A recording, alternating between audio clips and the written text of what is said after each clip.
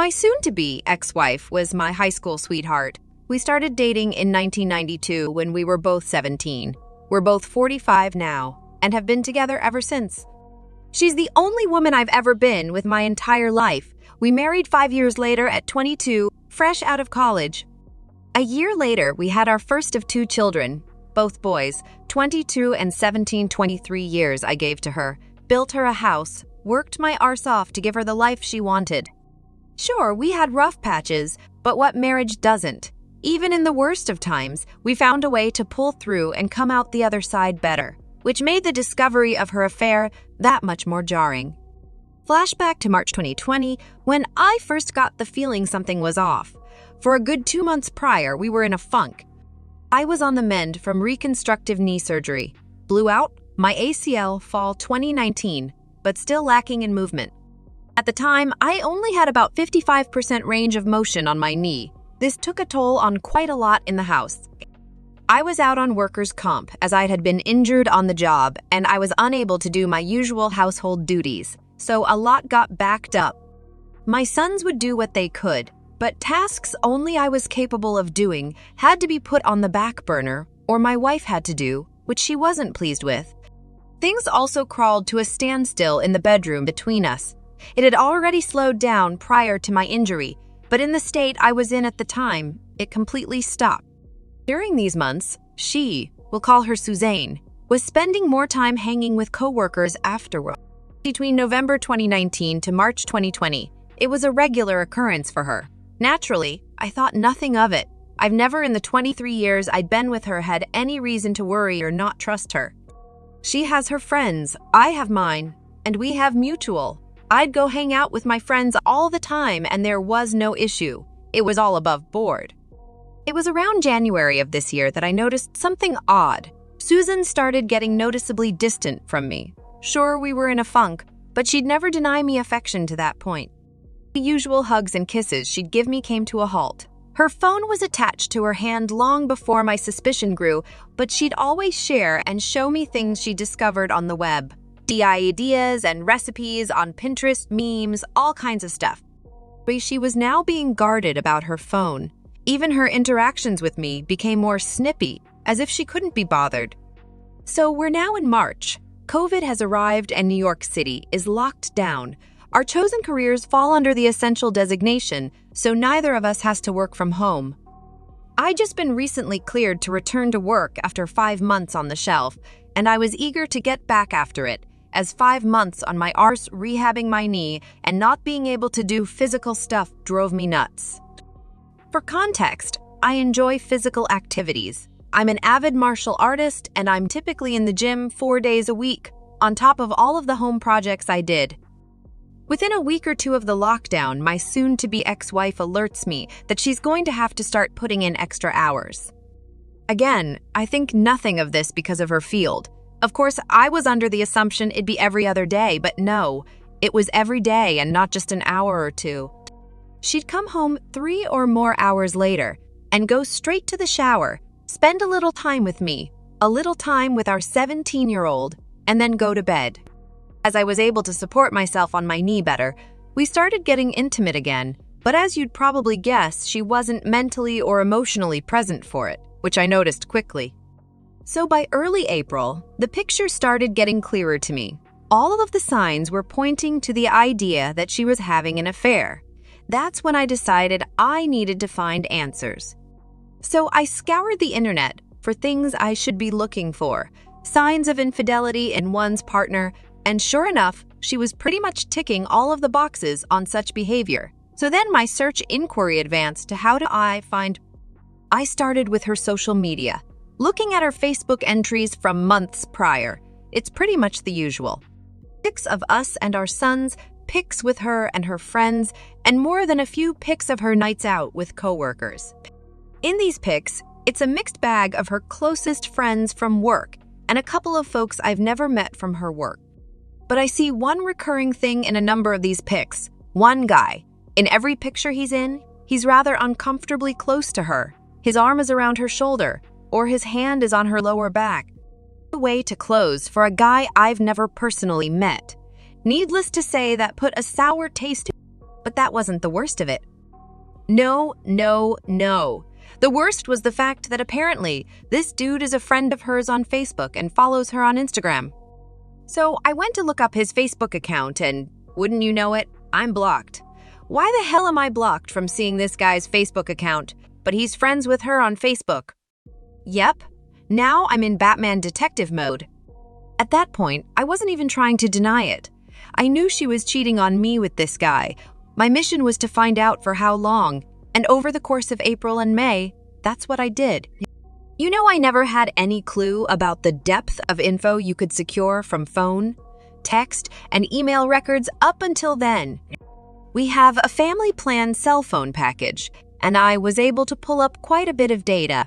My soon-to-be ex-wife's data history was telling.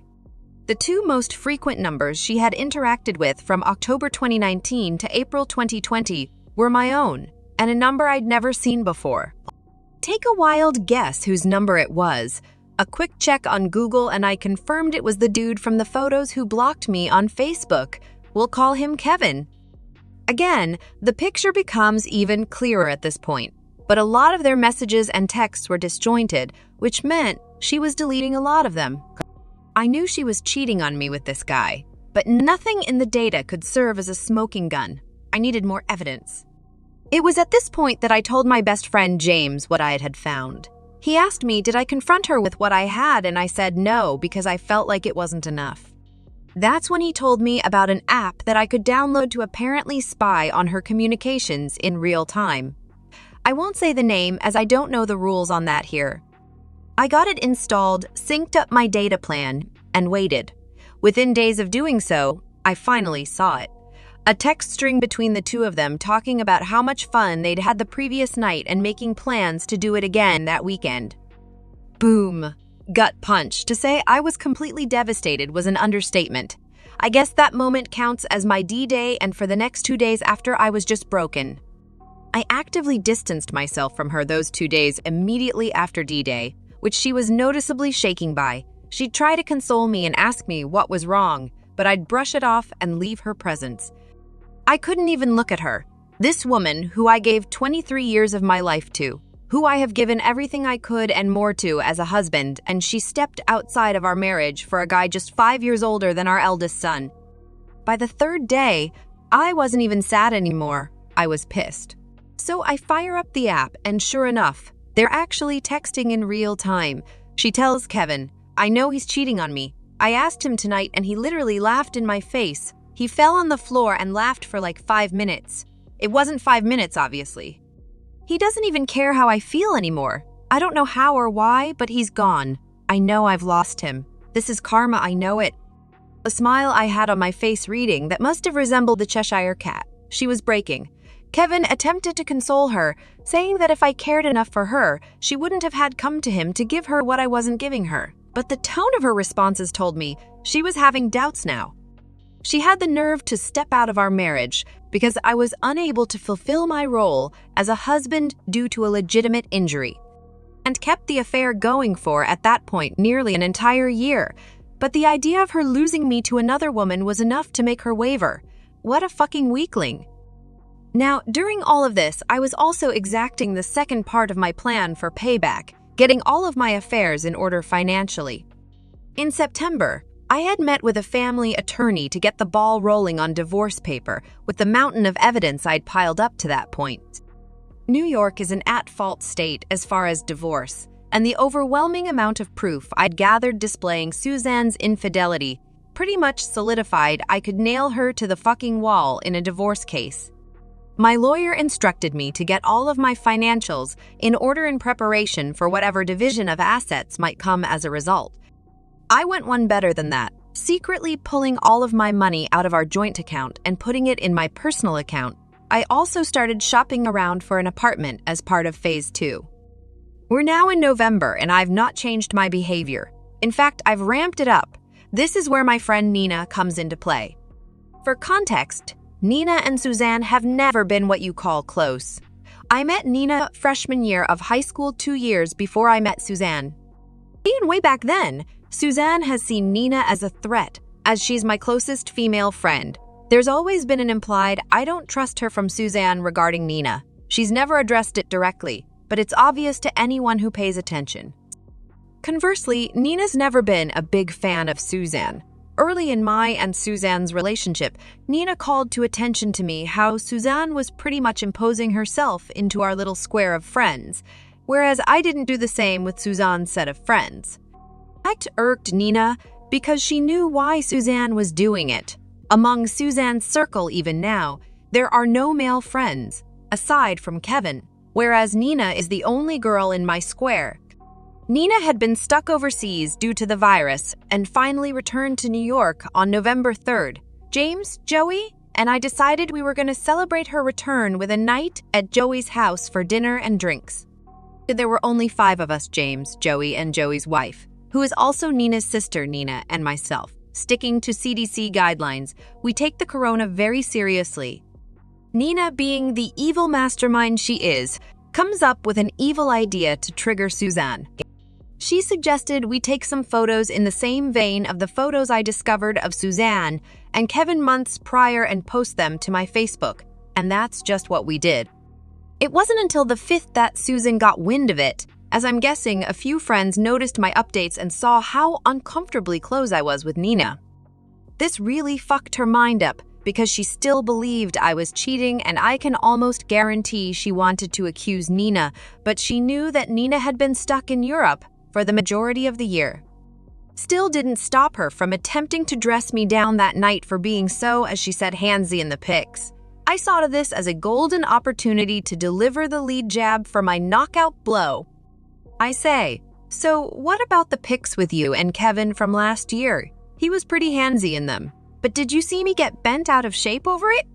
Ear in headlights. It was the first time I even mentioned the dude's name throughout all of this.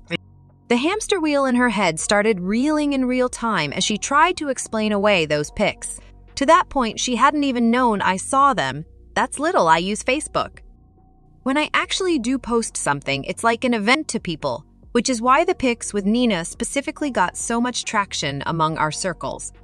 And explain away she did. He's that way with everyone. He's just a really friendly guy. I can see how it looks, but there's nothing there. I'm sorry if those pics hurt you. I'll delete them. No, the pics aren't what hurt me. The year you've been fucking the dude whilst lying to me that you're working extra hours and hanging with friends is what hurt me. Temjins, as Worf from Star Trek, Tianj so famously said, is a dish best served. Since that night, Suzanne has been extra, especially clingy and attentive to me. She's tried to initiate affection and intimacy with me, and I'd stonewall her at every chance. All the while, I'm still archiving everything she's saying to Kevin. Mind you, by this point, I'd long since gone numb. Any desire I might have had to save my marriage was dead.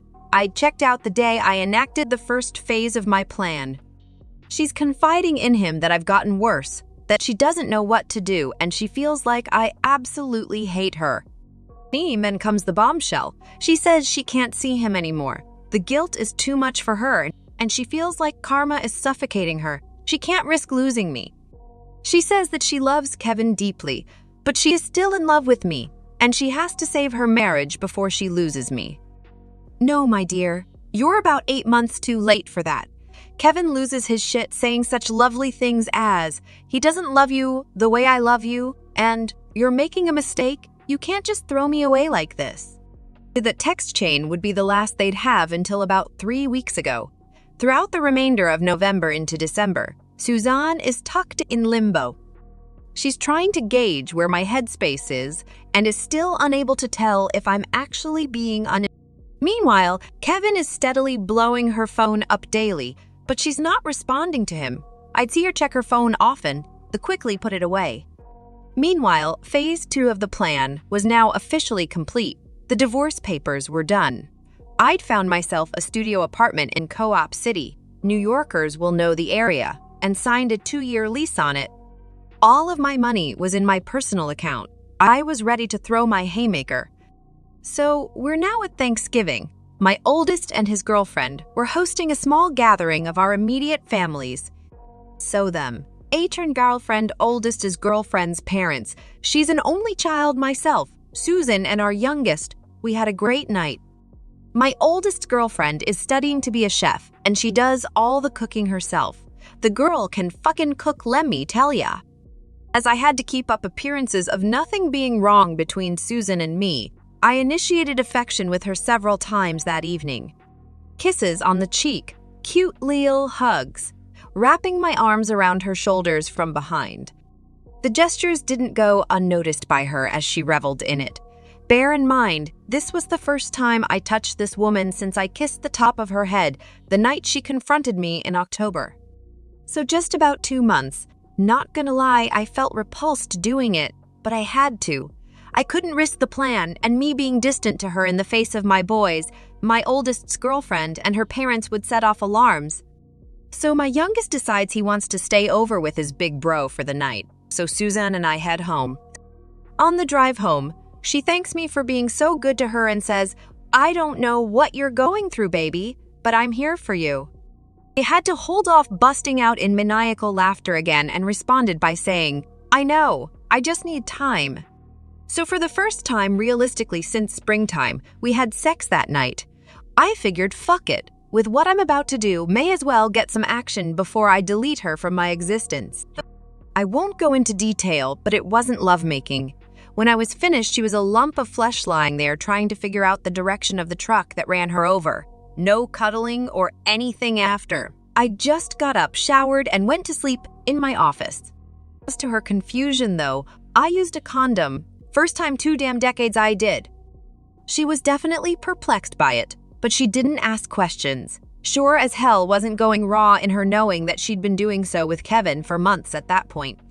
I woke up the next day and checked my handy-dandy spy app, and for the first time in weeks, she responded to Kevin. The dude went full novella. He professed his love for her, said she was wasting her time trying to rekindle a flame in me that died. That she'd been in a prison with me for 23 years and deserved to experience the love and affection of a man who would cherish her. Mind you, this dude is 27 fucking years old, 5 years older than our oldest son, and he's that sprung on a 45-year-old married mother of 2? What a grade A, high-quality simp. She chose to blow up our marriage and destroy the home we'd built for this dude. Pretty boy with a soft side? She responded saying pretty much the same thing she said when last they talked, that she loves him and enjoys their time together, but she can't lose me.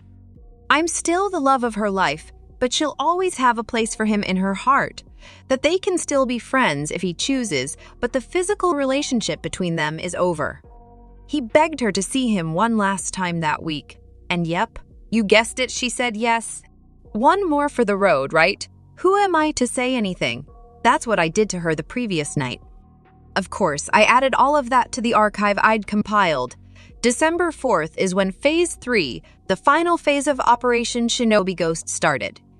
The divorce papers were in hand. My new place of residence was set up. Now I had to slowly start moving my stuff out of the house. But first, I had to break the news to my boys. I called my oldest to the house that Friday night and had them join me in my office and laid everything on that table. Not the specifics, but that their mother had been cheating on me for over a year, and I was going to be filing for divorce. My 17-year-old was especially shaken up by this because he himself had recently experienced his first taste of infidelity. Yep, his first girlfriend had cheated on him just 4 months prior. Seeing his heart broken a second time at the idea that his own mother was capable of doing this hit him hard. My oldest took it a lot better and suggested taking his brother in to live with him until this blows over, to which I agreed. We packed up some of his stuff, and he asked me if was I gonna be okay. I told him, yes, son, I'm going to be all right, and so are you. We're going to be all right, I promise. And then they were off. The hardest part was now over, and it was now time to arm the nukes. Over the next few weeks, day by day, James would help me get a little of my most sensitive stuff out of the house. Gave him a list of all of the definite stuff to grab, while Susan and I were at work, and left him the spare key. This was all stuff Susan wouldn't notice was missing unless you told her it was gone. I'd also gotten a new phone and phone number and told everyone who needed to know. James, Joey, Nina, my boys, Big Sis, Tier, and my mother. My new contact info. Meanwhile, I'm keeping up the rouse with Suzanne, and she's none the wiser, trickling bits and pieces of affection to her just to keep her off of the trail, whilst she's still in contact with Kevin. Not to the extent that they'd been prior, but there's still an emotional thing happening. The fog is fint, but it's still there.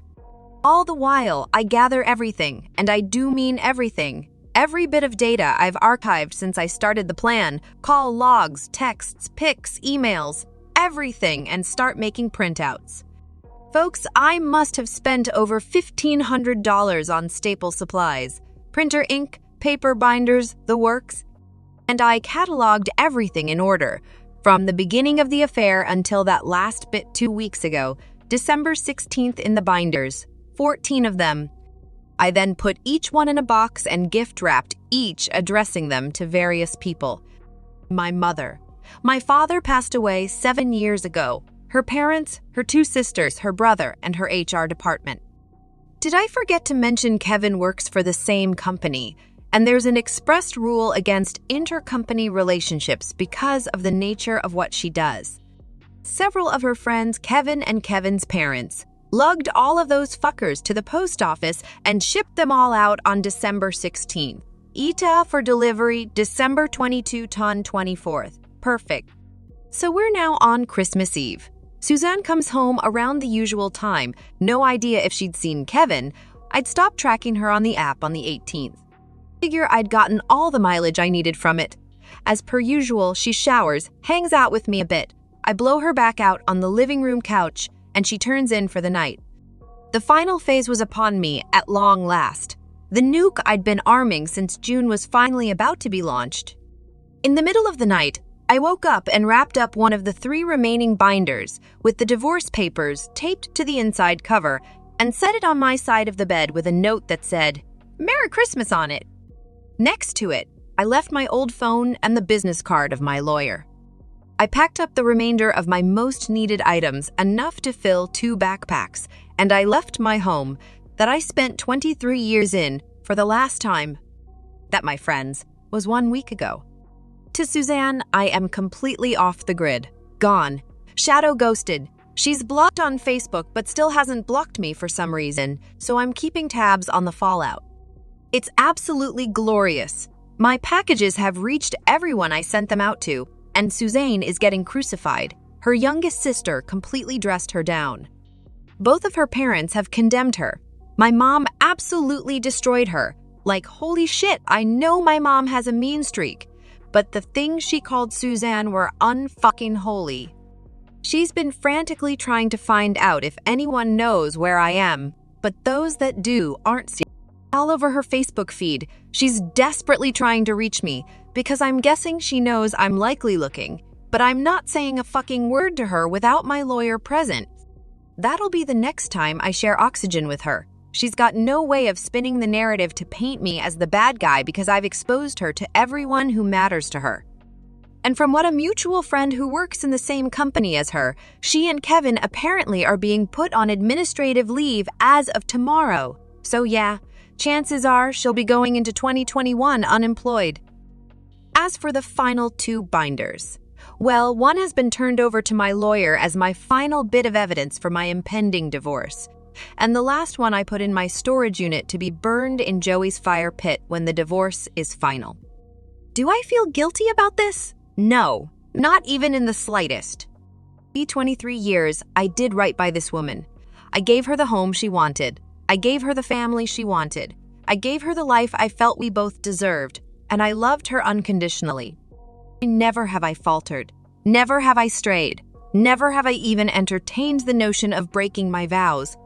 When an issue came up that I felt was affecting our marriage, I came to her and told her, and we sorted it out as best we could. She opted to find comfort in another man's bed, rather than come to me and say she was unhappy with our sex life at the time. She decided to step out with a young punk who gave her the tingles. So no, I have no sympathy for what I did or for her. She can burn in hell for all I care. The most I stand to lose is my house, a car, and maybe a couple $100 a month in alimony. But seeing as the divorce is filed under the statute of adultery and Nyes is at fault, that might get waived with the insurmountable amount of evidence I've provided. As far as I'm concerned, she's dead to me, and I'm never looking back.